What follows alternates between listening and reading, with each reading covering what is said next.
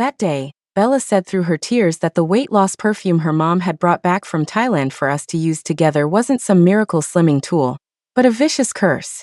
It had a sinister side effect.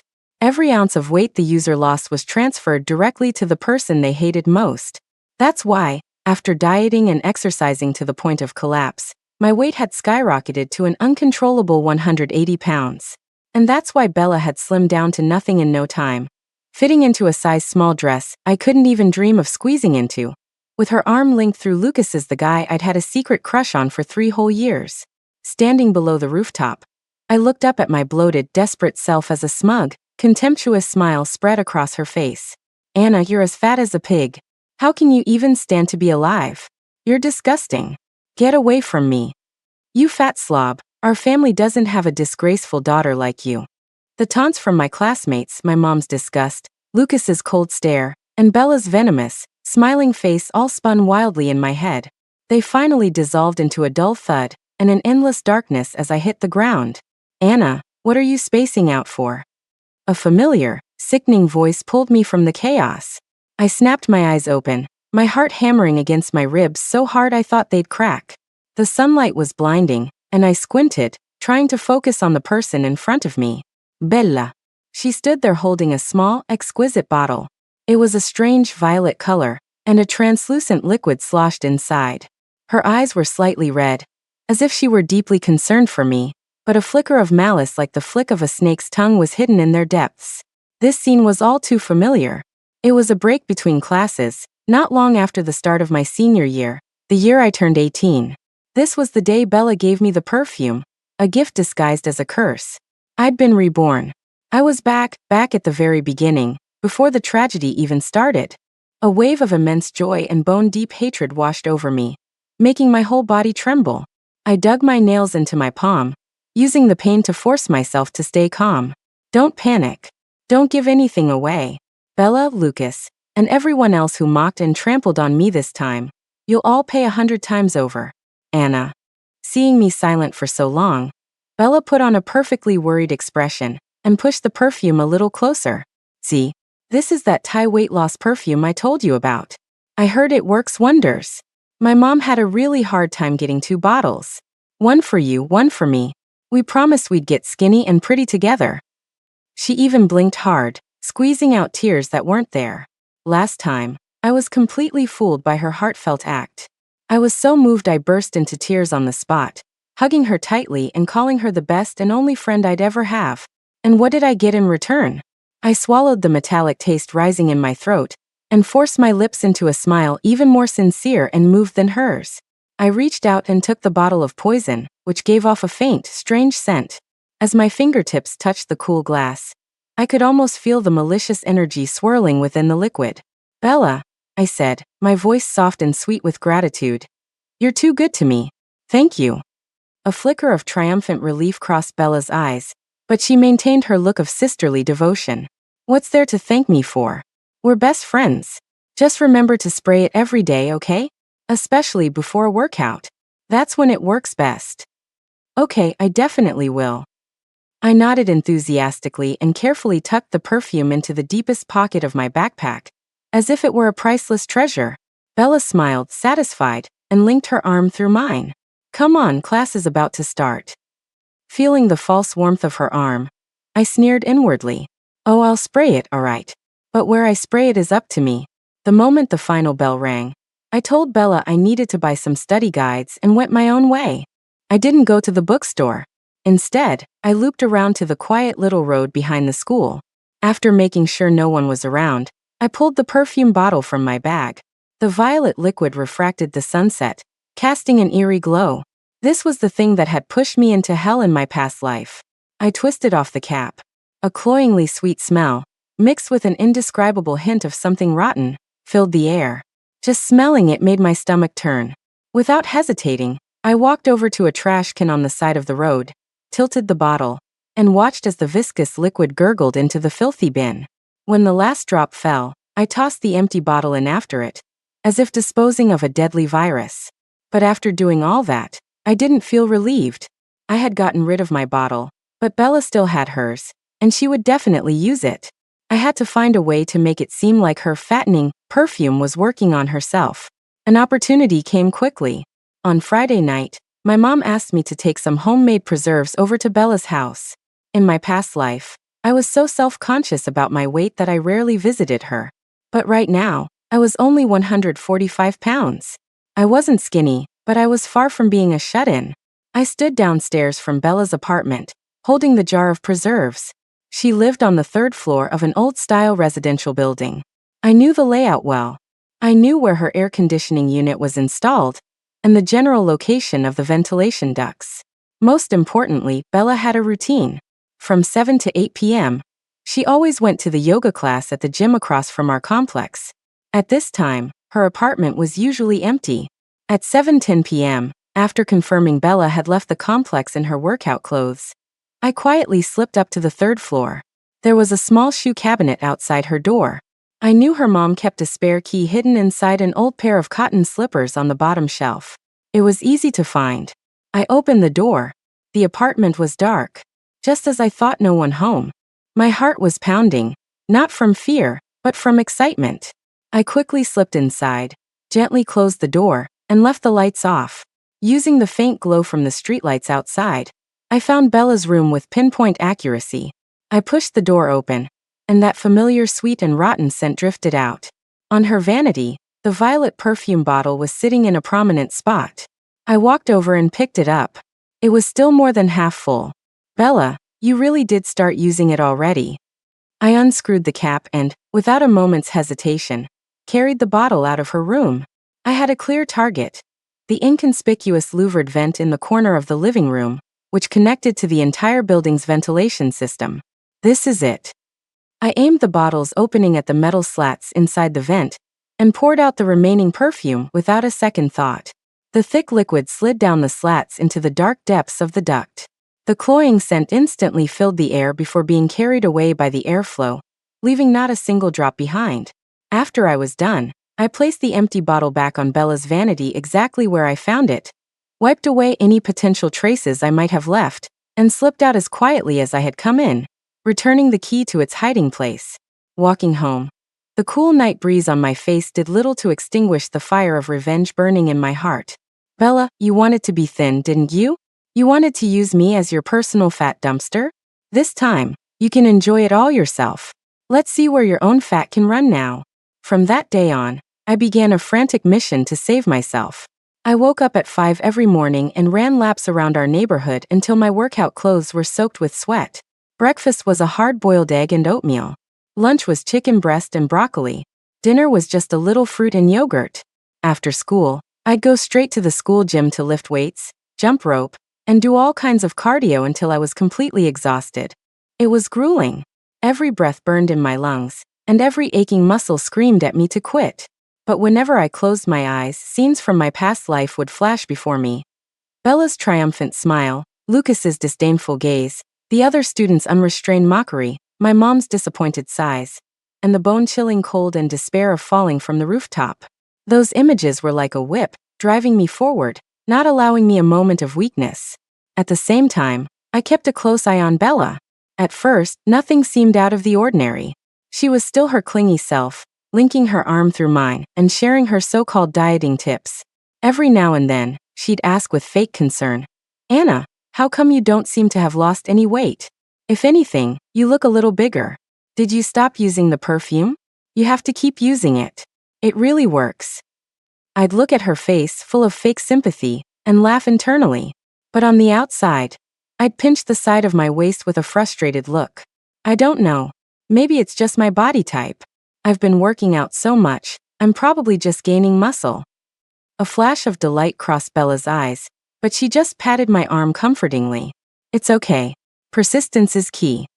Look, I think I've lost a little weight recently, she'd add, deliberately twirling in front of me to show off a figure that hadn't changed at all. I played along, feigning envy. Wow, you're right, Bella. You look more toned. That perfume really must be working. You have to keep it up. Of course, Bella said, lifting her chin proudly. But her good fortune didn't last long. After about 2 or 3 weeks, something started to seem off with Bella. She stopped showing off her weight loss progress and started complaining occasionally. It's so weird. I haven't been eating much and I'm still working out, but I feel like I'm getting a little belly. A week later, her complaints became more frequent. This is so annoying. This dress was loose on me last year. Why is it so tight now? Do I look bloated? My face seems rounder. Every time she complained, I'd lean in with a concerned expression. No way. Are you about to get your period? It's normal to be bloated. Or maybe you're not working out hard enough. We could add another set tonight. Bella was skeptical but clearly preferred to believe it was just temporary bloating or her cycle. She increased her workout intensity and ate even less than I did for dinner. But it was all in vain. The gears of fate had started turning in the opposite direction. A month later, during gym class, we had to run the half-mile. In my past life, at this point, the perfume had already caused my weight to balloon. I was panting and struggling, a total mess. Bella, on the other hand, was as light as a feather, finishing with a great time and earning cheers from a lot of the guys, including Lucas. This time, the roles were reversed. When the starting pistol fired, I shot off like an arrow. The month of intense training had paid off. My body felt lighter and stronger than ever. My breathing was steady, my stride powerful. But Bella, she had barely finished the first lap before her pace slowed dramatically. Her face was flushed, and she was gasping for air like a broken accordion. Her workout clothes, which used to fit perfectly, were now stretched tight, revealing noticeable rolls of fat around her waist and thighs. Why is Bella running so slow? Whoa, has she gained a lot of weight? Look at her legs, they're like tree trunks. And she has a gut. The students on the sidelines started pointing and whispering, their comments loud enough for us to hear. Bella's face went from red to white, then to a sickly green. Her eyes were filled with panic and disbelief. She tried to speed up, but her heavy legs wouldn't obey. She stumbled and nearly fell. I kept a steady pace and was the first to cross the finish line, only slightly out of breath. The gym teacher looked at me with surprise and marked as superior, next to my name on his clipboard. I turned around to look at Bella, who was still struggling on the track, practically being dragged across the finish line by a few other students. She collapsed onto the ground, her hair matted to her face with sweat. Her clothes were soaked through, clinging to a body that was clearly a size larger, leaving her looking utterly defeated. A few girls gathered around her, pretending to comfort her, but their eyes were full of amusement. Bella, are you okay? How did you gain so much weight? Yeah, it's like you've been inflated like a balloon recently. Have you been secretly binging on snacks? Bella shot her head up, her eyes glaring murderously at the girls. I haven't. I've been eating almost nothing. I exercise every day. Her voice was shrill, on the verge of a hysterical sob. Her gaze shot past the crowd and locked onto me. I stood a short distance away. My cheeks flushed a healthy pink from the run, a few beads of sweat on my forehead. But I stood tall, and my school uniform, which had been a bit tight before, now looked almost loose. I met her gaze calmly, a faint smile playing on my lips, a curve so slight only she could see it. It held mockery, pity, and a touch of cold satisfaction. Bella's pupils constricted as if she finally understood something. Her face went deathly pale. Bella's eyes were like poison-tipped needles fixed on me. Her lips trembled as if she wanted to say something, but in the end, she just dropped her head, her shoulders shaking violently. The murmurs from the crowd grew louder. Look at her. You'd think she's been horribly wronged. She can't control her own appetite. Who's she gonna blame? I used to think she was kind of pretty. Now the stares that once fell on me, the whispers that followed me, were all directed at her. I stood there, feeling a complex mix of emotions churning inside me, the thrill of revenge, and a kind of cold, calm detachment. This is just the beginning, Bella. From that day on, Bella's weight gain was like a runaway train, completely out of control. She tried everything, starving herself until she got so dizzy in class she had to be sent to the nurse's office, exercising manically until she threw up on the track, even secretly taking her mom's diet pills until she was weak from diarrhea. But the number on the scale just kept climbing. Soon she had to get a new custom-made uniform. Her once delicate face was stretched by the encroaching fat, her eyes squeezed into narrow slits. She started getting winded just from walking, and going up and down stairs became a form of torture. In stark contrast, my own progress was becoming more and more obvious. The number on my scale kept dropping. My waist grew slender, my legs long and toned. My features, once hidden by fat, became sharp and defined. My skin, thanks to a healthy diet and exercise, was clear and bright. I started getting love letters. Guys would sneak glances at me in the hallway. Even Lucas, who used to ignore me, started looking my way more and more often. One day during a break, I was looking down, organizing my notes, when a shadow fell over my desk. I looked up and met Lucas's handsome but hesitant eyes. He was holding a sports drink, a charming smile plastered on his face. "Anna, I see you've been working out really hard lately. This is for you." He placed the drink on my desk, deliberately slowing the motion so the expensive watch on his wrist caught the light. In my past life, that watch was an unattainable dream. Even looking at it felt like a mockery. A single smile from him could make my heart race all night. But now all I felt was cold contempt. I looked at him, not touching the drink, and said flatly, "Thanks, but I'm not thirsty." The smile on Lucas's face froze. He clearly hadn't expected to be rejected. He paused, then tried another topic. "You've changed so much lately. I almost didn't recognize you." "Really?" I pulled at the corner of my mouth, my gaze drifting past him to the bloated, isolated figure in the back of the classroom. Bella was staring daggers at us, her eyes overflowing with jealousy and resentment. I smirked to myself and deliberately raised my voice so Bella could hear. "It's probably because I'm focused on what's important, unlike some people who spend all their time on shady schemes and end up hurting themselves." Lucas didn't catch my double meaning. He thought I was agreeing with him about dieting and nodded eagerly. Right, healthy weight loss is the most important thing. Are you free tonight? There's a new milk tea shop that opened up next to the school." "No." I cut him off, picked up the drink from my desk, and pushed it back into his hands with a distant smile. "I'm on a diet, so I don't drink this stuff. Besides, I promised Bella I'd go to the bookstore with her after school." I deliberately told an obvious lie. The whole school knew Bella and I were practically strangers now. Lucas stood there, holding the rejected drink, his face a mixture of green and white. And in the back of the room, Bella's head dropped, her shoulders slumped even further. Bella's situation went from bad to worse. Her old group of friends had long since abandoned her, some even joining in on the ridicule. "Bella, does your new uniform feel a little small already? Watch your step, don't want to crack the floorboards." "What's that smell?" "Smells like BO." In gym class, no one wanted to be her partner for badminton. She couldn't run, she couldn't do the long jump, and even the simplest warm-up exercises left her breathless and clumsy, drawing waves of laughter. The teacher's looks changed from concern to exasperation and subtle annoyance. Once in math class, she was so large that she knocked her chair over when she stood up, making a huge noise that interrupted the teacher. The math teacher, a notoriously strict middle-aged man, frowned and said harshly, "Bella, can't you be more careful? You're a grown girl, and you can't even sit in a chair properly. Look at the state you're in." The class fell silent, then erupted in stifled giggles. Bella's face turned beet red, and tears welled up in her eyes, but she bit her lip and refused to cry. She struggled to right the chair and clumsily sat back down, keeping her head buried in her arms for the rest of the class. And me? I sat in the front row, my back straight, listening attentively to the lesson. I could even answer the teacher's questions, earning nods of approval. I could feel that sticky, hateful glare burning into my back. "Is it painful, Bella? You can't handle this? Compared to the despair you put me through, this isn't even the interest on the debt." At the parent-teacher conference after midterms, my mom took the day off to attend. She was dressed nicely, her face glowing with a pride I hadn't seen in years. My grades had improved dramatically, shooting up from the middle of the class to the top 10. More importantly, I had completely transformed. I was pretty and confident. Several parents gathered around her, praising her parenting. "Mrs. Wallace, how did your Anna get so pretty?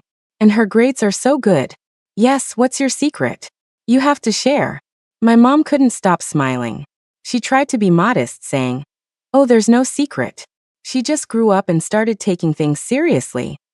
In another corner of the classroom, Bella's mom had a grim expression. Bella's grades had plummeted, and her size had become a topic of gossip among the parents. Her mom tried to talk to the homeroom teacher, her voice laced with anxiety and impatience. "Mr. Davis, my Bella wasn't like this before. Is she sick? How did she get so big? She used to be so slim." The teacher pushed up his glasses, his tone professionally detached. "Mrs. Smith, we've also been concerned about Bella's situation. It is rather unusual. I would suggest you take her for a full medical checkup.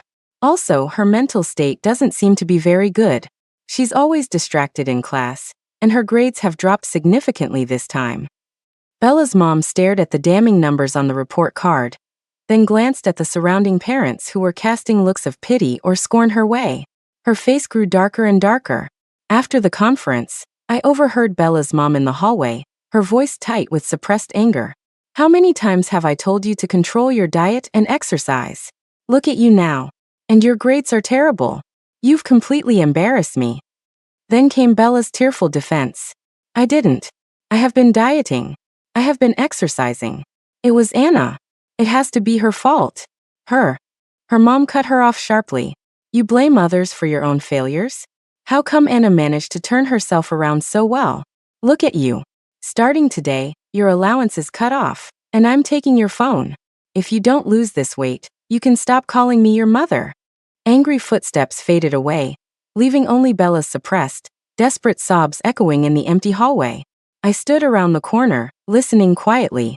The taste of being rejected by the person closest to you. How do you like it now? Bella completely fell apart. She became paranoid, afraid to look in the mirror or step on a scale. When she walked down the street, she felt like everyone was pointing and staring at her. She tried to grasp at her last straw, Lucas. After school, she cornered him on his way to the basketball court. I happened to be passing by and slowed my pace. Lucas, Bella's voice was choked and hoarse. You used to say you liked my type, didn't you? You said I was cute even if I was a little chubby. Lucas looked at the girl in front of him, nearly twice his size. Her face puffy and greasy with undisguised disgust and embarrassment in his eyes. He took a step back, trying to create distance. Bella, when was that? Can you not make things up? His tone was impatient. When did I ever say I liked girls like you? Look at yourself. I'm begging you, just stay away from me, okay? His words were like a cold knife, stabbing her right in the heart. She stared at him in disbelief, tears instantly streaming down her face. Lucas, how could you say that? You were the one who said. Said what? Lucas cut her off, terrified she would say something else to embarrass him. His voice turned even crueler. Do I even know you that well? You let yourself go like this and now you're trying to blame me? That's pathetic. Seriously, have some self-respect. After he finished, he dodged around her as if she were something contagious and hurried away. As he passed me, he even paused to give me an awkward, pleading smile. I stared back at him, my face a blank mask. This was the person I had a crush on for 3 years, a shallow, superficial opportunist who only cared about appearances. Bella collapsed on the ground, sobbing uncontrollably, like a broken doll that had lost all hope. A crowd of students gathered to watch the drama, pointing and whispering, but no one stepped forward to help her up. I slowly walked over to her and looked down at her from above. She looked up, her vision blurred by tears, her eyes a chaotic mix of hatred and a sliver of pleading she wouldn't even admit to herself. I leaned down and, in a voice only we could hear, said slowly and clearly, Bella, how do you like the smell of the fattening perfume? Her sobs stopped abruptly. Her eyes flew wide, her pupils contracting in absolute terror. She stared at me as if she had seen a ghost, her lips trembling, unable to form a single word. I straightened up, no longer looking at her pathetic state, and turned to leave. Behind me, a hysterical, completely broken scream ripped through the air. The sunlight fell on me, warm and bright. I knew her hell was just beginning, and my revenge was far from over. All the pain that was once inflicted on me, I would collect it all back, piece by piece, with interest. Bella's hysterical scream was like a stone tossed into a stagnant pond, creating a few ripples across the school before quickly sinking into silence. No one really cared why she screamed. To most, she was just a joke, a girl who had gone crazy from being too fat. Her seat was moved from the middle of the classroom to a corner in the back, next to the trash can. Teachers rarely called on her anymore, as if she didn't exist. Her uniform was always wrinkled, carrying a faint, unwashable smell of sweat and decay. And I, Anna Wallace, became the center of attention in our class, and even our entire grade. Anonymous love letters and small, neatly wrapped gifts started appearing in my desk. When I walked down the hallway, I could feel eyes on me from all directions, some envious, some curious, some openly admiring from the boys. Lucas became my most devoted follower. He found excuses to come over almost every day, sometimes asking about a problem he clearly already knew how to solve, other times accidentally buying an extra coffee. Anna, I heard a new Japanese place opened up on the west side. Are you free this weekend? He asked, leaning against my desk. The designer watch on his wrist glinted, his smile carefully calibrated for maximum charm. I didn't even look up from the physics problems I was working on. I'm busy. What about next Monday? Or whenever works for you, he pressed. I finally raised my eyes, my gaze sweeping calmly over his eager face before landing on the figure behind him. The bloated shadow was hunched over, clutching a pen so tightly her knuckles were white, the edges of her textbook crumpled in her grip. Lucas, I said, my voice quiet but loud enough for the eavesdropping students nearby to hear. Weren't you and Bella really close before? Lucas's face changed instantly, like a cat whose tail had been stepped on. He rushed to defend himself. Anna, don't get the wrong idea. I barely knew her. We were just regular classmates. The way she is now. I watched him wrinkle his nose in disgust without finishing the sentence. The meaning was clear. Oh, I said flatly, returning my attention to my work. I have to study. Lucas was left hanging, his face stiff and awkward. He didn't know whether to stay or go. A few muffled snickers came from nearby. I could feel the stare from Bella behind me, practically burning holes in my back. The final bell was both a salvation and the start of another round of torture. Students poured out of the classroom. I packed my bag and walked unhurriedly toward the school gate. I knew Bella was following me, like a heavy, venomous shadow. Sure enough, on the quiet, tree-lined path leading to our neighborhood, she sped up and blocked my way. In just 2 months, she had become almost unrecognizable. Her uniform jacket was stretched taut over her round body, the zipper straining as if it might burst at any moment. The fat on her cheeks sagged, making her expression look somewhat ferocious. She was breathing heavily from the short burst of speed. Anna Wallace. Her voice was hoarse, her eyes bloodshot and filled with a crazed hatred. It was you, wasn't it? You did this. I stopped and watched her quietly. The setting sun filtered through the leaves, casting mottled shadows on her puffy, greasy face, making her look even more pathetic. That perfume. You never used it. What did you do to me? She shrieked, waving her arms wildly, the flesh on her body jiggling with the movement. I tilted my head slightly, feigning confusion. Bella, what are you talking about? What perfume? Weren't we using it together? See, I lost the weight, didn't I? I deliberately twirled in front of her, showing off my slim waist and straight legs. That move completely set her off. You're lying, she screamed, spit flying from her mouth. You're lying. You must have swapped the perfume. Or you secretly sprayed it on me. You vicious bitch. She lunged at me, trying to grab me and shake me. But she overestimated her current agility and underestimated the reflexes I had built up over the past few months. I simply sidestepped, and she stumbled past, her bulky, clumsy body losing its balance. She fell heavily to the ground with a dull thud. Dust flew up from the ground. She lay there like a collapsed mountain of flesh, struggling to get up. I stood over her, my eyes devoid of any warmth. Bella, I said, my voice as cold as ice. You were the one with the malicious plan. You got your hands on something meant to harm people. Now that it's backfired on you, how does it feel? She snapped her head up. Her face was smeared with dirt, tears, and snot. She glared at me, her eyes promising murder. You admit it. You admit you're the one who did this to me, she roared. What did I admit?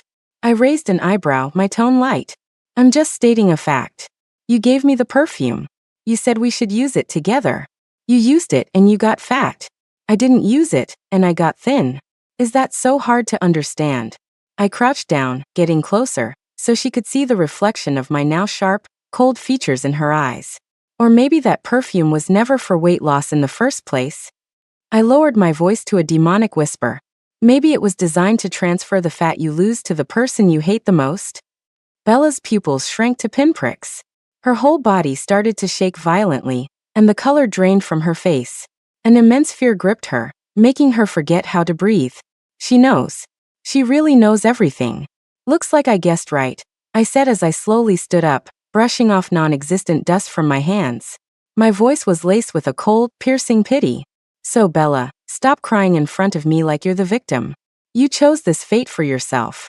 You deserve it. After saying those last 2 words, I didn't spare her another glance. I walked around her collapsed form and continued on my way. Behind me, her broken, desperate wails echoed like the death cry of a wild animal. Lingering on the empty path in the twilight, Bella took a long leave of absence. Some said she was sick, very sick. Others said her mom had locked her up at home, not wanting her to go out and embarrass the family. There were also rumors that she'd had a mental breakdown and was talking nonsense all day. The rumors flew around but were soon replaced by new gossip. Life in senior year moved too fast. No one paid attention to a loser who had hit rock bottom for long. Except for me. I knew she wasn't crazy, at least not completely. She was just trapped in a cage of her own making, tasting the bitter fruit of her own malice. Talk about me in class grew some good, some bad, but mostly positive. After all, the story of a fat girl who transformed into a beautiful, smart student was always more appealing. Even my mom's attitude towards me improved. She stopped calling me fat all the time and even started buying me pretty clothes, though the sizes were still often a bit too big. Our Anna has really changed, she would sometimes say, looking at me with a complex expression of relief and a hint of awkwardness. I was wrong before. I was too harsh. I would just smile and say nothing. Some wounds, once inflicted, can't be healed with a simple apology. Lucas was still hovering around, but after being rejected so many times, his enthusiasm began to wane, occasionally replaced by flashes of frustration and resentment. During the school-wide exercise break one day, he used the cover of the crowd to sidle up to me again. "Anna Wallace, what is your problem?" he hissed, his voice low and accusatory. "You know how I feel about you. Just give me a straight answer, will you?" I stopped and turned to face him. The sun was bright, making his handsome face look flawless, but I knew what lay beneath was rotten. "Lucas," I said calmly, "you like me? What does that mean? Do you like this face?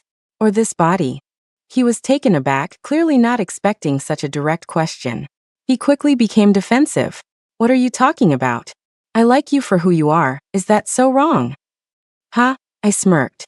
"So if I was still the 180-pound Anna from before, would you still be chasing after me like this?" His expression shifted through a whole spectrum of colors. He opened his mouth, but no words came out. His shifty eyes avoided mine. The answer was obvious. "I guess not," I answered for him, my voice dripping with undisguised scorn. "So let's not waste each other's time. Your like is too cheap for me." With that, I turned and melted back into the crowd, ignoring his stunned, flushed face. The students around us seemed to notice the tension and cast curious glances our way.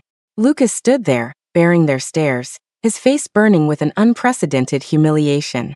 He glared at my back, the initial infatuation in his eyes slowly twisting into a venomous resentment. "Anna Wallace, you'll regret this," he thought viciously. I didn't turn back, but I could feel his gaze turn sinister. Good. The fake persona was gone, leaving only naked ugliness. Bella's part in this was almost over. "And Lucas, it's time for your performance to begin." I cracked my knuckles, feeling the steady beat of my heart. This banquet of revenge was far from its climax. The days passed in the rustle of pen on paper, the countdown to the college entrance exams on the blackboard shrinking with each day.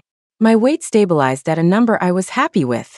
My skin had a healthy glow from exercise, and my features, once buried, were finally free. Sometimes I'd catch my reflection in a window and feel a moment of disorientation. The name Bella had all but vanished from daily conversation in our class. Only her empty, dust-covered desk in the back corner served as a reminder that she had ever existed. Then, a month before the final exams, an explosive piece of news spread like wildfire through the school. Bella had officially withdrawn. The reason given was medical leave. Her family had filed the paperwork. Rumor had it her weight had reached a staggering number. She could no longer walk on her own, and was suffering from severe high blood pressure and heart problems, forcing her to be hospitalized. Whispers said her mental state was terrible. She was constantly raving in the hospital, saying things like, "Anna Wallace stole my life." But no one believed her. They just dismissed it as the ramblings of someone who couldn't handle the pressure. When I heard the news, I was in the middle of a science practice test. My pen didn't even pause. It was to be expected. The evil she had planted had finally rotted and consumed her.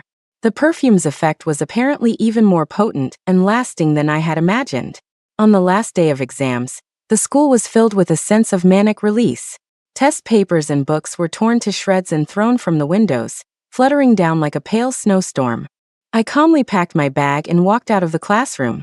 The hallway was a chaotic scene of cheering, hugging, and crying students. "Anna Wallace!" A familiar, annoying voice called out. Lucas pushed through the crowd to block my path. He had clearly made an effort today.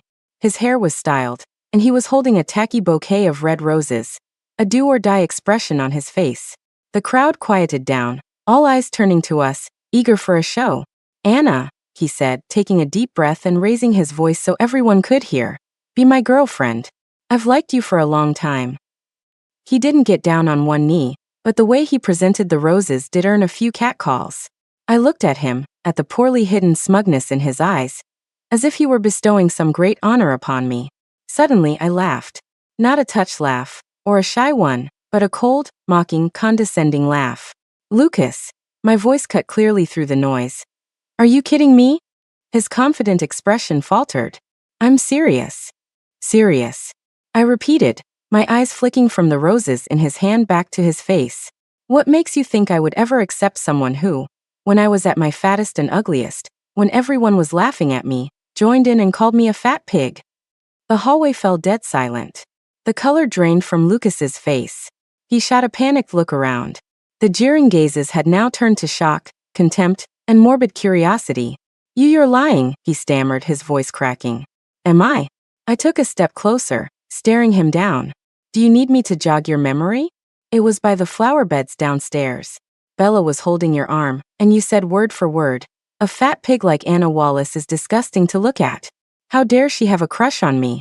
Should I find a few witnesses from that day?" The words were like a series of sharp slaps across Lucas's face. His mouth hung open, a strangled sound coming from his throat, but he couldn't form a single word of denial. Because I was telling the truth. To impress the newly slimmed down Bella, he had said things even crueler than that. The whispers around us exploded into a roar. "Damn, for real? Lucas is that much of a scumbag?" I never would have guessed. No wonder Anna always ignored him. The stares were like daggers, piercing him with shame. The roses fell from his hand and were crushed underfoot. His face went from white to green, then to red. Finally, he hissed through clenched teeth. "Anna Wallace, you're ruthless." He couldn't stand it any longer. He shoved his way through the crowd and ran, like a dog with its tail between its legs. I stood there, watching his back disappear down the stairs, my face expressionless. With the last of the shallow, hypocritical accomplices dealt with, I didn't feel the satisfaction I expected, only a cold, empty calm. The debts of my past life were mostly settled. The long summer vacation began. I got a part-time job at a coffee shop, and my days were simple and fulfilling. Occasionally, I'd hear bits of news about Bella from old classmates. They said she had been transferred to a special hospital in another state that treated obesity and psychological issues, and that her condition hadn't improved. As for Lucas, I heard he bombed his finals and only got into a second-rate state college. He spent the whole summer hiding at home, hardly showing his face. One evening at the end of July, I was walking home from work when a haggard-looking middle-aged woman stopped me at the entrance to my neighborhood. It was Bella's mom. She looked like she had aged 10 years. Her eyes were sunken, her hair was a mess, and her former air of superiority was gone, replaced by exhaustion and a desperate anxiety. Anna Wallace." She grabbed my arm with surprising strength, her nails digging into my flesh. "Auntie is begging you. Please tell me, what did you do to Bella?" I frowned and shook her hand off, taking a step back to create some distance. "Mrs. Smith, I don't know what you're talking about." "You do. You have to know," she said, her voice sharp and emotional. "Bella told me everything. She said it was the perfume. The perfume was the problem. She said you did this to her. Anna, for the sake of your old friendship, please tell me what happened. How can we make Bella better? She's not going to make it. The doctor said if she doesn't lose weight, her heart is going to give out." Tears streamed down her face as she spoke, and she tried to grab me again. I looked at her coldly, at this picture of a heartbroken mother. Once upon a time, my own mother had hurled insults at me and treated me with disgust because of my weight. "Mrs. Smith," I said, my voice flat, "Bella gave me the perfume. She was the one who suggested we use it together. She used it and had a problem, and now you're coming to me for answers? Don't you think that's ridiculous?" Bella's mom froze, her mouth open, tears stuck on her face. As for why she turned out this way, I paused, my gaze sharp. You should ask your darling daughter what her real intentions were when she got that perfume in the first place. Ask her if she ever considered that what goes around comes around. Bella's mom stumbled back as if struck by lightning, her face ashen. It seemed she understood something from my words. From my eyes, a suspicion she didn't want to believe, but couldn't deny. Impossible, Bella, she wouldn't, she mumbled, her eyes losing focus. I ignored her and walked into the neighborhood. Behind me, I could hear her suppressed, hopeless sobs. The warm summer night air brushed against my face. I looked up at the scattered stars in the sky. It was all finally over. My university acceptance letter arrived. I got into a good school, far away from the city. Before I left, I was cleaning out my old things and found a dusty notebook on the bottom shelf of my bookcase. It was my diary from my past life. I flipped it open to a random page. The words were blurred, stained by tears. Date Sunny. Gained another 2 pounds. Why? Why am I still getting fat when I eat nothing? Bella lost more weight today. She looked so pretty in her new dress. Lucas smiled at her. Mom called me a waste of space, a disgrace to the family. Being alive is so tiring. Reading those words, filled with despair and self-doubt, I still felt a faint, familiar ache in my heart. But the pain was quickly replaced by a sense of release. I closed the diary and, without a moment's hesitation, threw it into the trash can downstairs, tossing out that dark, painful past along with it. As I sat on the train, watching the scenery fly by, I knew my new life had truly begun. As for Bella and Lucas, they were already far behind me, like 2 blurry, insignificant dark spots on the platform, destined to be crushed and forgotten by the train of time. The train window reflected my own clear, calm eyes. Anna Wallace, keep moving forward. Don't look back. Story 2. 5 years after I married the fire captain, news came that he had died in the line of duty. Everyone told me to remarry, but I kept the promise I made to him on our wedding day. 1 heart, 1 love, for a lifetime. For him, I cared for his paralyzed mother-in-law for 10 years. My hair turned gray, my face grew worn, and my body broke down from the strain. I died from exhaustion before she did. It was only after I died, my soul floating in the air, that I learned the truth. My fire captain husband hadn't died at all. He was in another city, living with his old flame. They even had a son, who was now over 10 years old, a happy family of 3. All those years of sacrifice had been a complete joke. He had married me just to get a free caretaker for his paralyzed mother. Reborn, I found myself back on the day I was told my husband had been killed. This time, I looked the firefighter who brought the news in the eye and said, "I'm going to the fire station. I want to see his body cremated with my own eyes." "Ma'am, the captain, he died in the line of duty." The young firefighter's eyes were red, his voice choked with emotion. My hands, which had been massaging my mother-in-law, paused. The warm steam clouded my vision. It wasn't a dream. I was really back. Last time. Those words shattered my world. I fainted from grief, then spent 10 years of my youth, until my hair turned white and my body gave out, caring for my paralyzed mother-in-law until the day I died. Only when my soul was free did I see Wyatt with his old flame, Chloe in another city, surrounded by their children. My decade of devotion had been nothing but an elaborate lie. I was just a free nursemaid he had hired. Hatred wrapped around my heart like a poisonous vine. From the other room, my mother-in-law called out, "Zoe, what's taking you so long?" I put down the basin of water, suppressed the storm of emotions inside me, and spoke clearly to the young firefighter. "I'm going to the fire station. I want to see his body cremated with my own eyes." The young firefighter stared at me, stunned. My mother-in-law shrieked her objections from the other room. I didn't budge. I used her sense of duty and the promise of survivor benefits to get her to agree. In the end, we both got into the car headed for the funeral home. The atmosphere inside the crematorium was solemn and mournful. The service proceeded step by step until it was time for the final viewing. An attendant opened the casket. The body lay there peacefully. His face had been touched up, but you could still see traces of burns. The bone structure, the sharp jawline, it was undeniably Wyatt. He lay there with his eyes closed, his face pale and still. He was a very convincing actor. My mother-in-law threw herself onto the casket, sobbing her heart out. "My son, how could you leave me like this?" I stood by, watching coldly, my heart pounding in my chest not from sorrow, but from rage and the thrilling anticipation of exposing his lie. I walked forward and gently supported my mother-in-law, who had nearly collapsed. My voice was choked with emotion, but my words were crystal clear. Mom, don't be so sad. Let me have one last look at Wyatt, to see him off. I leaned over the casket, my fingers trembling as if in grief, and touched the cold cheek of the body. Then, with all my strength, my fingertips dug into the softest, most hidden part of his inner arm. My nails sank deep into the flesh, and I felt the muscle beneath tense instantly. Wyatt's eyelashes fluttered almost imperceptibly, but he held on, refusing to move. Fine. Let's see how long you can take it. I pulled my hand back and instead clasped his cold, stiff one, as if a wife clinging to her husband for the last time. But only I knew that my thumb was pressing down hard on the sensitive pressure point between his thumb and index finger, grinding into it with all the hatred of 2 lifetimes. It was a spot that could cause agonizing pain. Wyatt, how could you be so cruel, leaving me and Mom behind?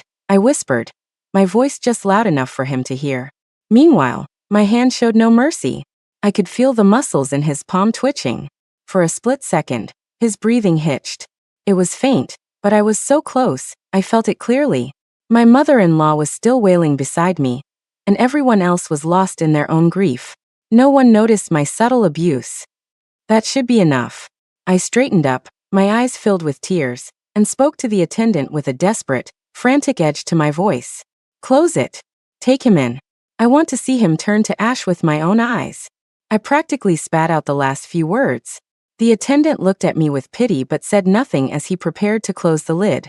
The gurney began to move slowly toward the massive, dark opening of the incinerator. My mother-in-law let out an even more piercing scream and tried to throw herself forward, but was held back. The furnace door slowly opened, a wave of heat washing out. The gurney was about to be pushed into the inferno that would reduce all flesh and bone to dust. Stop. Stop. A roar filled with absolute terror erupted from the casket. Before everyone's horrified eyes, the dead body shot upright on the gurney. Wyatt's face was as white as a sheet, his forehead beaded with sweat, his eyes wide with leftover terror and the frantic relief of a man who had just escaped death. He gasped for air, the spots on his arm and hand where I had pinched and pressed him surely turning a deep purple. He couldn't keep up the act any longer. The genuine fear of the incinerator had overpowered all his planning and self-control. The entire hall fell silent. You could have heard a pin drop. Everyone stood frozen, staring in disbelief at the resurrection. My mother-in-law's cries caught in her throat. Her cloudy eyes stared at her son sitting up, first in disbelief, then in overwhelming joy, followed by a deeper confusion and shock. Wyatt. The fire chief's face was grim, his voice a brewing storm. I stood where I was, watching the flustered man who had just exposed his own lie. A slow, cold smile spread across my face. Wyatt. You finally broke. My eyes were like 2 blades of ice, fixed on Wyatt's pale, panicked face. He sat up, gasping for breath, his eyes darting around, unable to meet mine or the stunned, angry gazes of the people around him. Wyatt. Wyatt. My mother-in-law was the first to react. Her limp body suddenly surged with surprising strength. She threw herself forward again, this time clinging to her son on the gurney, laughing and crying at the same time. You're not dead. You're really not dead. I knew it. I knew you wouldn't leave me. It's a miracle. A miracle. She was babbling, shaking with emotion. Wyatt was trapped in his mother's tight embrace. He swallowed hard, his eyes scanning the room in a panic, his lips trembling, unable to form a single word. How could he explain this? That he came back from the dead? That he was willing to go as far as the crematorium to escape his life?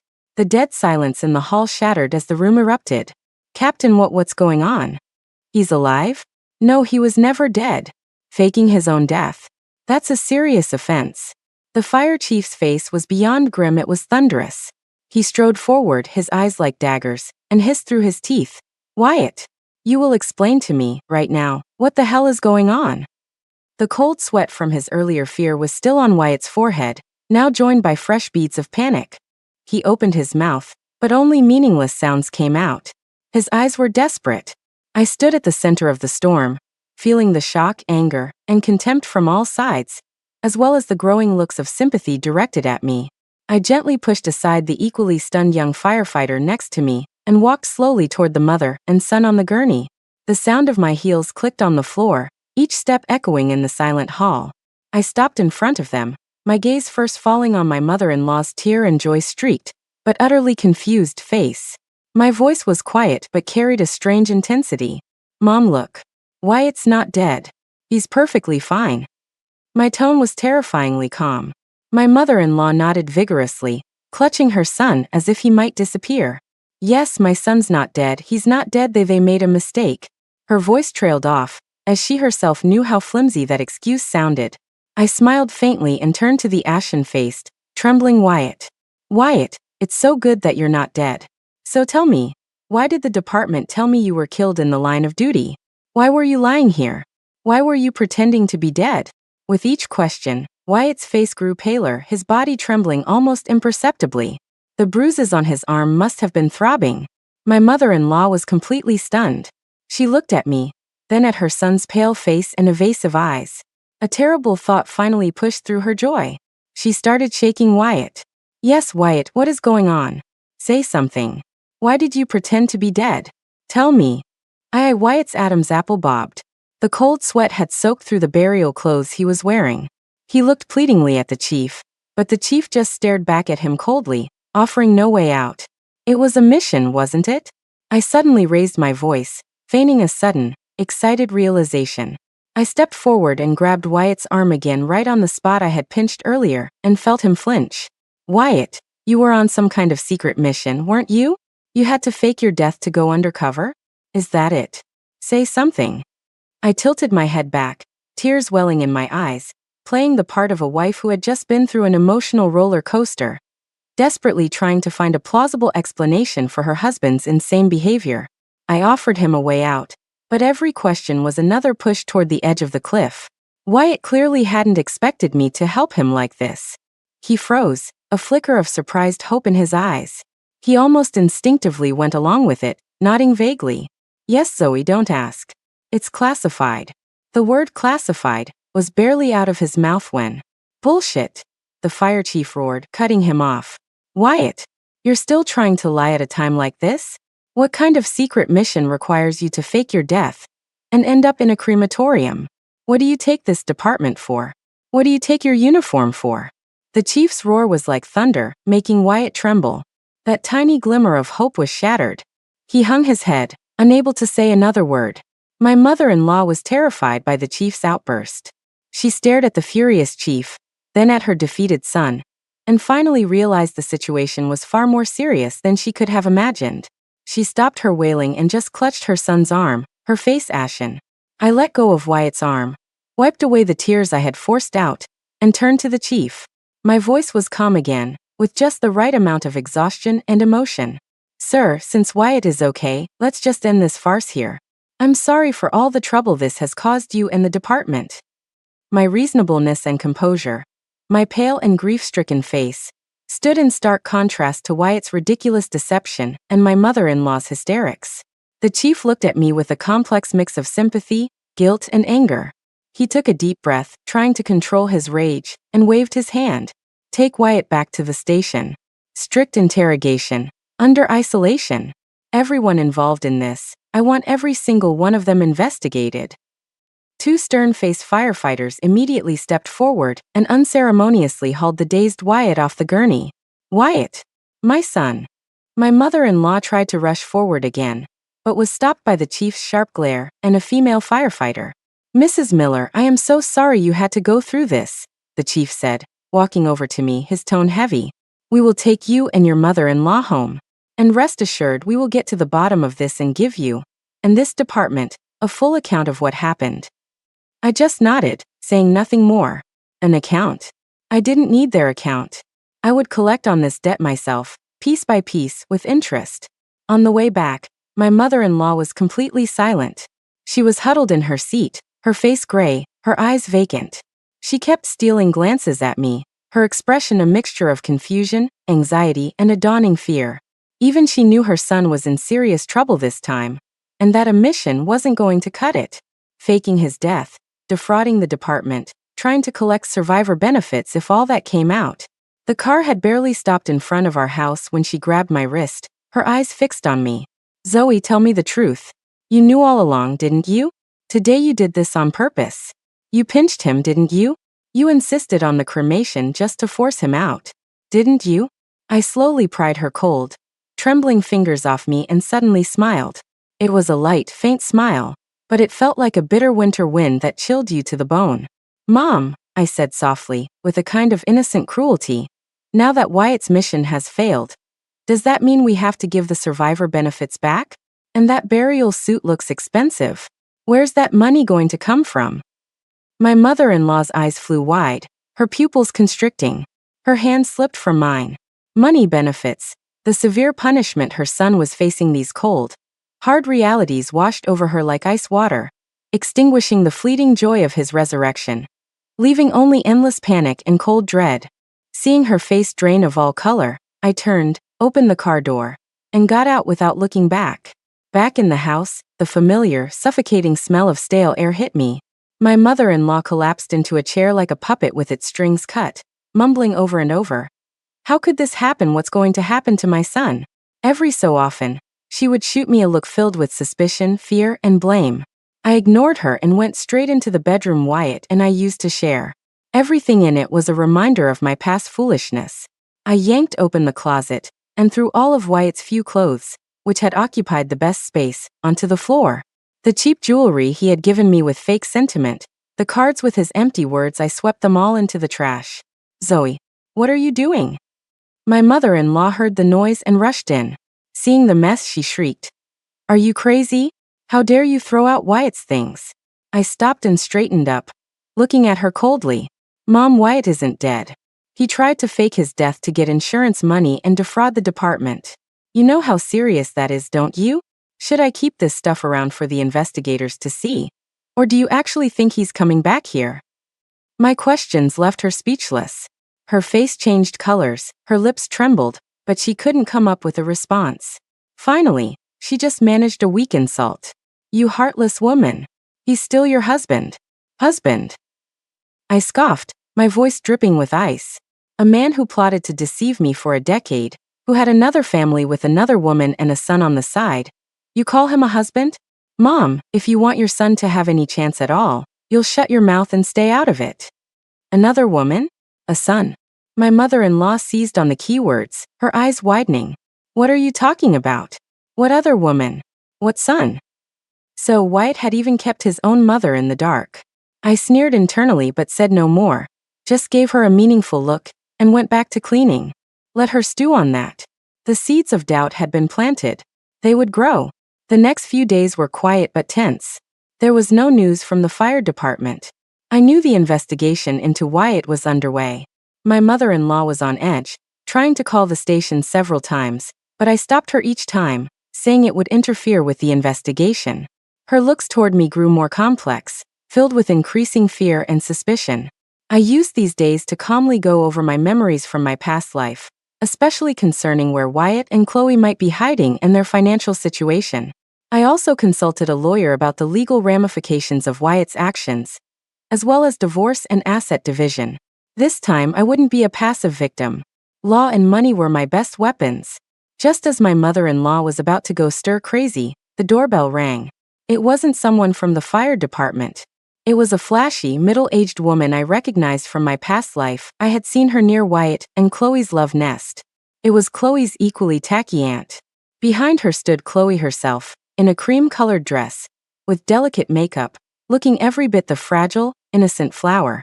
They finally showed up. I sneered to myself, my face betraying nothing. My mother-in-law didn't recognize them. She frowned. Who are you looking for? Chloe's aunt plastered on an exaggerated smile. Oh, this must be Captain Miller's home, right? We're Chloe's relatives. We heard the captain had a little trouble and wanted to come check on his mother. Her eyes swept over the small, shabby living room, a flicker of disdain in them. Chloe stepped forward, her brow furrowed with worry, her voice as soft as silk. Hello, Mom. I'm Chloe. How is Wyatt doing? We're all so worried about him. As she spoke, her eyes drifted toward me with a subtle, challenging look. When my mother-in-law heard they were here for her son, Her expression softened slightly, but the intimate Wyatt and Chloe's demeanor made her frown again. She looked at me, confused. I leaned against the doorframe, arms crossed, a half smile on my face as I watched Chloe's performance. Miss, you seem to be very well informed. Wyatt is currently under investigation by the department. Even we, his family, don't know the details. In what capacity are you so worried about him? Chloe was clearly not expecting such a direct attack. Her face stiffened for a moment.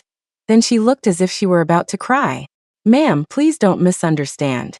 Wyatt and I are just good friends. When I heard he was in trouble, I just couldn't.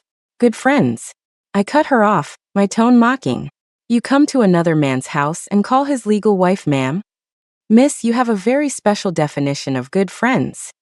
I emphasized the words legal wife. Chloe's aunt immediately jumped in. Hey, what's with your attitude? Our Chloe has a good heart. Captain Miller helped her out a lot in the past. Now that he's in trouble, what's wrong with us showing some concern? Helped her out? To what extent? My eyes swept sharply over Chloe's still flat stomach, my voice turning to ice. Helped her to the point of faking his own death, abandoning his wife and mother, and using the insurance money to run off with you to a condo on the west side, and even fathering a 10-year-old son? The words hit like a thunderclap. My mother-in-law shot up from her chair, her finger trembling as she pointed at Chloe. What did you say? A son? He and my son. Chloe and her aunt's faces went pale. They never imagined I knew so much. You're lying. Chloe shrieked, but the panic in her eyes gave her away. Am I? I sneered and pulled out my phone, showing them a photo from my past life of their apartment building. There were no people in it, but the location was clear. Should I go to this address and ask the neighbors if they often see Wyatt coming and going as Dr. Evans's husband? Oh, and your son goes to Northwood Elementary, 4th grade, right? His name is Ethan. Chloe was completely flustered, her lips trembling, her innocent act shattered. How do you know? Are you stalking us? If you don't want anyone to know, don't do it in the first place. I put my phone away and stared at her coldly. Wyatt is being investigated for fraud and bigamy. Are you here to confirm his crimes, or are you trying to see if he's sold you out yet? I'm not. You're lying. Chloe screamed. Her aunt panicked and tried to pull her back. My mother-in-law finally understood. A storm of rage and humiliation erupted in her eyes. She lunged forward and grabbed a handful of Chloe's hair. You shameless homewrecker. So you're the one who seduced my son. You're the one who made him fake his death. You're the one who's sending him to prison. I'll kill you, you witch. My mother-in-law had done housework for years. She was strong. Chloe shrieked as her hair was pulled, her perfect hairstyle ruined, her face scratched by my mother-in-law's nails. Let go of Chloe. You old hag, let her go. The aunt tried to pull them apart. The doorway descended into chaos, screaming, cursing, and fighting. I watched the dog-eat-dog drama unfold, a coldness spreading through me. This was the love Wyatt had betrayed everything for? It was disgusting. I didn't stop my mother-in-law until Chloe was finally pulled away by her aunt. Her hair a mess, her clothes disheveled, her face scratched, and her makeup streaked with tears. The innocent flower was gone. Get out, my mother-in-law panted, pointing a shaking finger at the door. If you ever come back, I'll tear your face off. Chloe and her aunt, thoroughly defeated, stammered a few threats like, You just wait. Wyatt won't let you get away with this. Before fleeing. After the door closed, my mother-in-law collapsed to the floor as if all her strength had left her and began to sob. This time, the grief was real for her son, and for her own foolishness. I walked over and looked down at her, my voice calm and steady. Mom, do you see now? Your precious son abandoned this family a long time ago. He deceived everyone, including you. My mother-in-law looked up at me, her face streaked with tears. For the first time, her eyes held none of their usual spite, only endless regret and confusion. After Chloe and her aunt fled, my mother-in-law seemed to have lost her will. She cried on the floor for a long time before silently dragging herself to her room and shutting the door. A dead silence filled the house for the rest of the afternoon. I knew this was a devastating blow for her. The son she was so proud of was not only a liar, but also an ungrateful child who had abandoned her for another woman. I didn't have time to deal with her emotions. Chloe's visit, though it ended with her being driven away, was a reminder that I had to act fast. Wyatt was still under investigation. This was my window of opportunity. I contacted my lawyer again, told him about Chloe's visit, and gave him their likely address and other key information. The lawyer confirmed that this was crucial evidence for proving Wyatt's bigamy, and that he would start gathering evidence immediately. At the same time, I did something I would have never dared to do in my past life. I called the tip line of a popular local news program. I didn't mention Wyatt's fake death or bigamy directly. Instead, speaking as the wife of a firefighter, I vaguely asked what a family's rights were if a public servant faked their death for personal gain, and how the relevant departments would handle such a situation. I sounded sincere, helpless, and lost, dropping just enough hints to pique their interest. Reporters are sharp. They immediately smelled a major story. The next day, a reporter managed to get in touch with me. I didn't agree to an interview right away. I just said that the situation was complicated, that the department was investigating, and that I couldn't say much, but I hinted that I might need a platform to speak out once the investigation was over. I had lit the fuse. After that, I went to the bank. Using my memory and our marriage certificate, I found a little used account that Wyatt had opened in my name. Just as I suspected, there was a small but significant amount of money in it, his personal savings. I withdrew every penny without a second thought. I also checked the transaction history on his main salary account and found several suspicious transfers over the past year. The amounts were small, but the frequency was regular, and the recipient information was vague. I took pictures as evidence. Just as I was about to leave the bank, my phone rang. It was an unknown number. I answered, and a man's voice, low and urgent, said, "Is this Zoe Miller? This is Wyatt. What did you do to my mom? Chloe said you and some people beat her up. I'm telling you, if you have a problem, come to me. Don't you dare touch them." He couldn't hold it in any longer. Chloe's tears had worked quickly. I walked to a quiet corner of the bank and spoke into the phone, my voice calm, almost mocking. "Captain Miller? Oh wait, maybe not for much longer. You can still make private calls while you're under investigation? It seems the security isn't tight enough." He gasped on the other end, clearly caught off guard. He lowered his voice and said through gritted teeth, "Cut the crap. What do you want?" "What do I want?" I laughed softly. "Wyatt, you lied to me for 10 years. You used me as a free caregiver while you took the money from my death to live it up with another woman and have a family. And now you're asking me what I want. That's all in the past." "I had my reasons," he started, using his usual manipulative tone. "Reasons?" I cut him off, my voice turning cold. "Your reason is that you're a greedy bastard who wanted the reputation of a devoted son and husband while also enjoying a beautiful mistress and a secret son. Wyatt, you can't have it all." I paused, then said each word clearly. "Listen to me.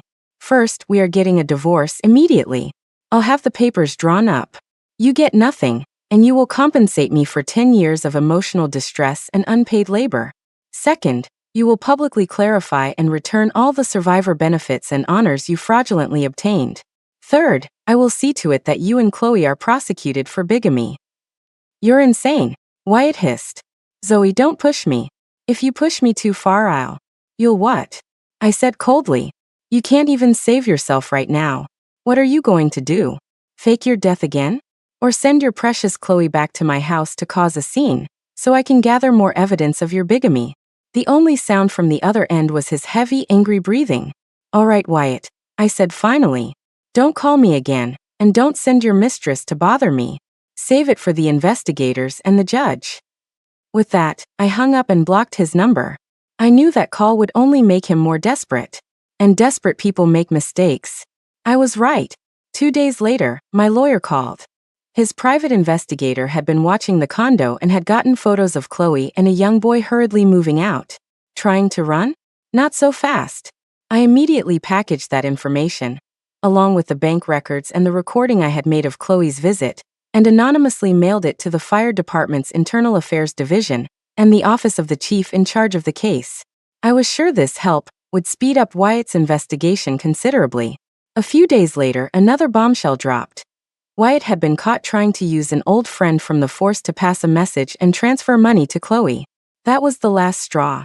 The fire chief himself, along with 2 other officials, came to my house. They informed me that Wyatt was now in official custody and would be handed over to the legal authorities, facing charges of fraud and bigamy, among other things.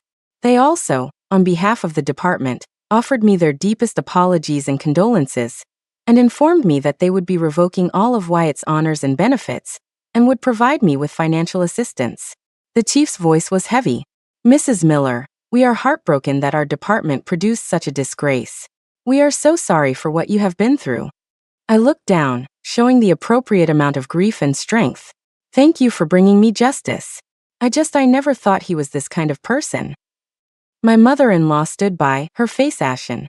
She tried to speak up for her son several times, but under the chief's stern gaze and my icy stare, she said nothing, only shed silent tears.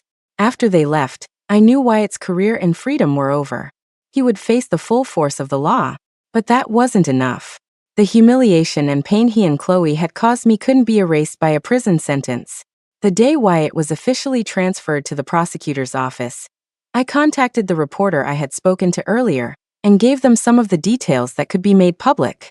Soon, an article titled, "Fallen Hero Fake Death for Insurance, Lived Double Life Devoted Wife's Decade of Sacrifice a Lie," appeared in the local news, complete with a pixelated photo of Wyatt and a picture of the fire station. It quickly went viral. Public outrage was immense. The comments were filled with phrases like "scumbag" and "I feel so bad for the wife." Wyatt's reputation was destroyed, and the fire department's image took a hit as well. Of course, they quickly issued a statement distancing themselves from him. I watched it all unfold calmly. This was just the interest payment. Next up was Chloe. Through my lawyer and the investigator, I found Chloe's new address and the name of her son Ethan's school. One weekend afternoon, I went to her new place. Chloe answered the door. She looked at me as if she had seen a ghost and immediately tried to slam it shut. I blocked it with my foot and stared at her coldly. "What's the matter, Chloe? Not going to invite me in? We still have a lot to settle." Her face was pale, her eyes filled with resentment and fear. "Zoe, what more do you want? You've already sent Wyatt to prison. Isn't that enough?" "He sent himself to prison." I pushed the door open and walked in. The apartment was small and messy. They had clearly moved in a hurry and were not living well.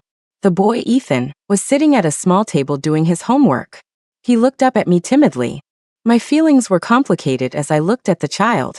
He was innocent, but his existence was the living proof of Wyatt and Chloe's betrayal. "Enough." I turned to Chloe, my voice low but sharp.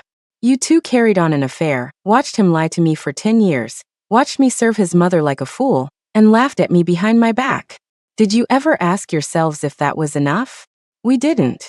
Chloe shot back, but she lacked conviction. "No." I stepped closer to her. "Then tell me, why did you stay with him when you knew he had a wife? Why did you have his child? Was it for love, or were you after his survivor benefits and stable income?" I took out my phone and showed her the screenshots of the bank transfers. "Wyatt sent you this, didn't he? Using our joint assets to support you. You must have been very proud." Chloe's face grew even paler as she looked at the screenshots, her lips trembling. You investigated me? Shouldn't I have?"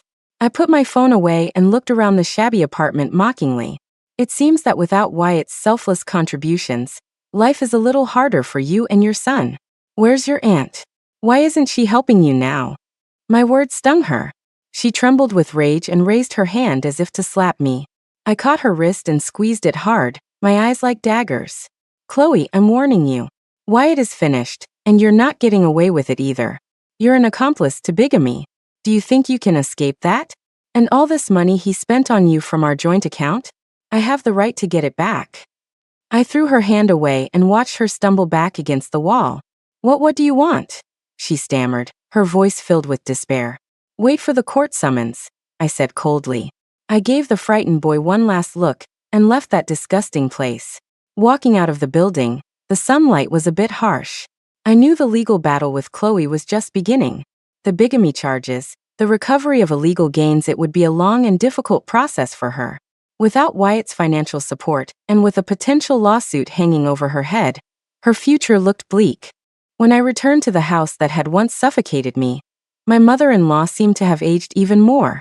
She looked at me with a complicated expression, but in the end, she just sighed and said nothing. I started the divorce proceedings and began packing my things, preparing to leave this place of deceit and pain behind. To my surprise, The divorce went through smoothly. Facing irrefutable evidence of fraud and bigamy, Wyatt, wasting away in the detention center, had lost all his fight. He signed the papers without even reading my terms, begging only that I go easy on him in court. Holding the divorce decree, looking at his hasty, sloppy signature, I felt a deep sense of irony. This was his so-called love and responsibility? When faced with disaster, his only thought was how to reduce his own sentence. As for Chloe, my lawyer had already filed a lawsuit against her for bigamy and unjust enrichment. When the summons was delivered to her new rental, I heard she fainted on the spot. Her aunt was nowhere to be seen this time. When the tree falls, the monkeys scatter. My mother-in-law seemed to have accepted her fate. She stopped crying and became more withdrawn and sullen, looking at me with a mixture of fear and resentment. I knew she still harbored the fantasy of her son getting out and them reuniting. But I wouldn't give her that chance.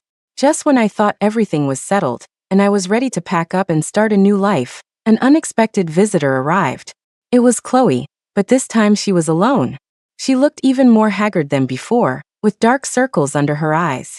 Her once perfectly styled hair was dry and frizzy, and she wore a faded old coat. The innocent flower was long gone.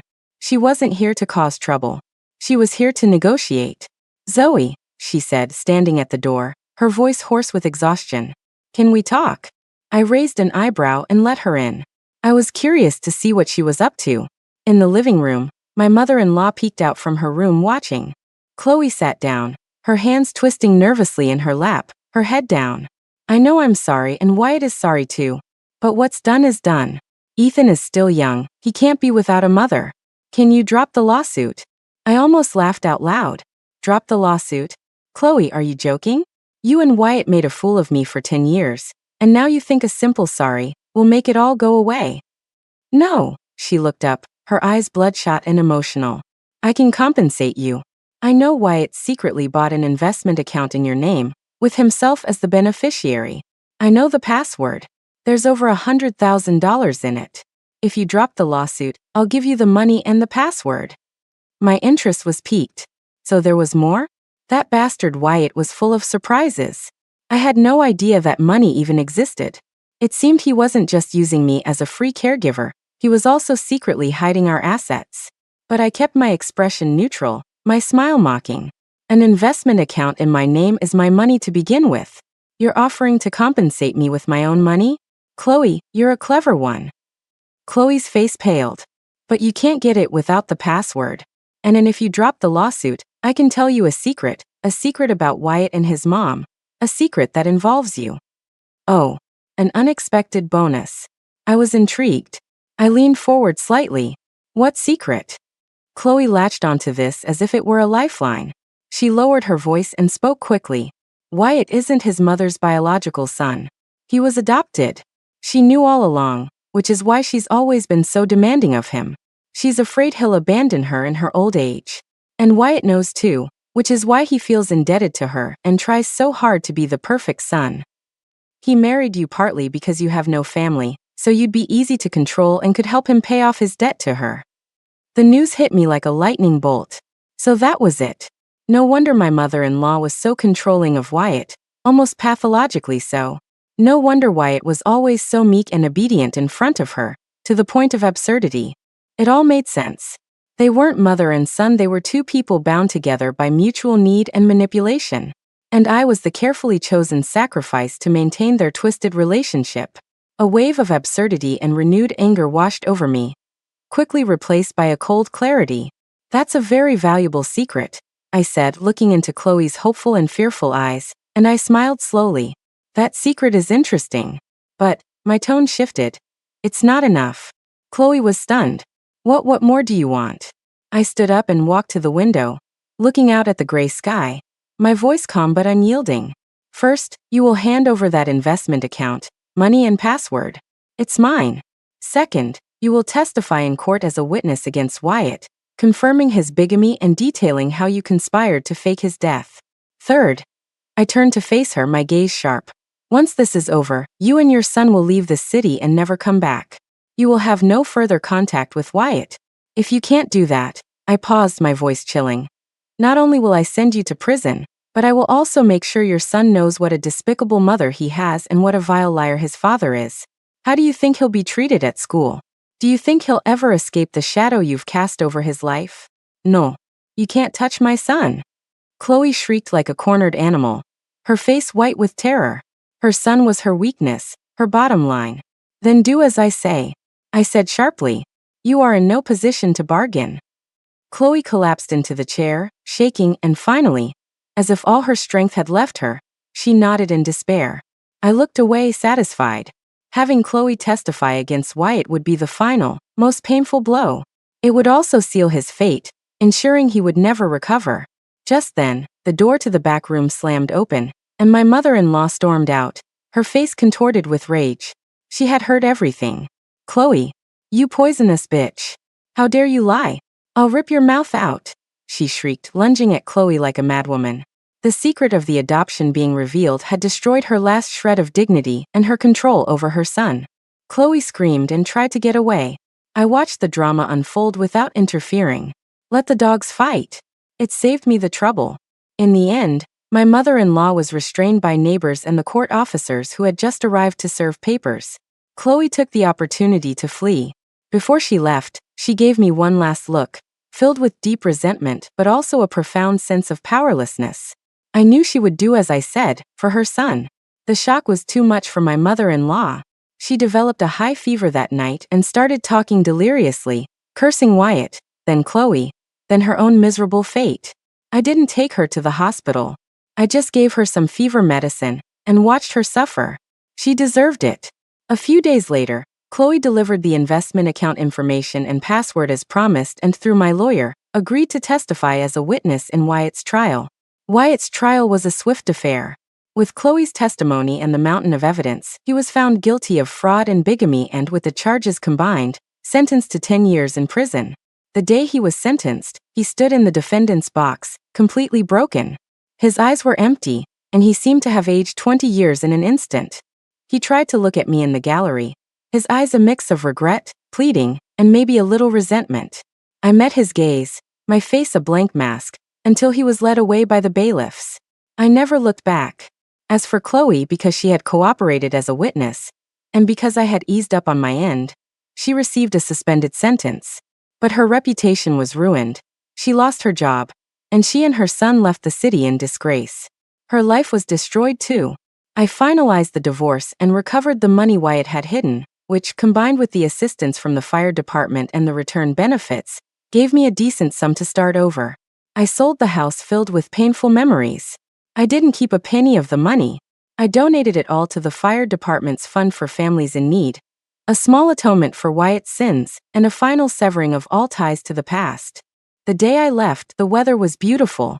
I took my mother-in-law, who was now barely mobile and increasingly confused, to a modest nursing home. I paid for her care for the rest of her life, my final act of duty, and a way to ensure she would never bother me again. Standing on the train platform, the sun was warm on my skin. I looked at the train that was about to depart and took a deep breath. My past life was over, like a dream. My new life was just beginning. Wyatt, Chloe, my mother-in-law, the people who had dragged me into the abyss had all received their just desserts. My long, satisfying revenge was finally complete. I was no longer the meek, long-suffering Zoe. I was the Zoe who had climbed out of hell and dragged her enemies down with her. The road ahead was long, but this time, I would live only for myself. The train slowly pulled away from the station, carrying me toward a new, limitless future. The window reflected my calm, determined face. The debts were paid. The path ahead was bright.